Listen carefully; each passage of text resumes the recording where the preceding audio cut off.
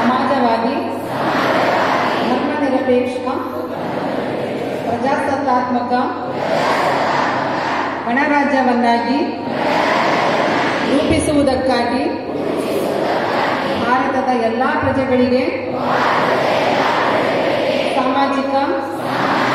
ಆರ್ಥಿಕ ಮತ್ತು ರಾಜಕೀಯ ನ್ಯಾಯವನ್ನು ವಿಚಾರ ಅಭಿವ್ಯಕ್ತಿ ನಂಬಿಕೆ ಧರ್ಮ ಮತ್ತು ಉಪಾಸನೆಯ ಸ್ವಾತಂತ್ರ್ಯವನ್ನು ಸ್ಥಾನಮಾನ ಮತ್ತು ಅವಕಾಶಗಳ ಸಮಾನತೆಯನ್ನು ದೊರೆಯುವಂತೆ ಮಾಡುವುದಕ್ಕಾಗಿ ವ್ಯಕ್ತಿ ಗೌರವ ದೇಶದ ಏಕತೆ ಮತ್ತು ಸಮಗ್ರತೆಗಾಗಿ ಎಲ್ಲರಲ್ಲಿ ಆರ್ಥಿಕ ಭಾವನೆಯನ್ನು ಮೂಡಿಸುವುದಕ್ಕೆ ದೃಢಸಂಕಲ್ಪ ಮಾಡಿ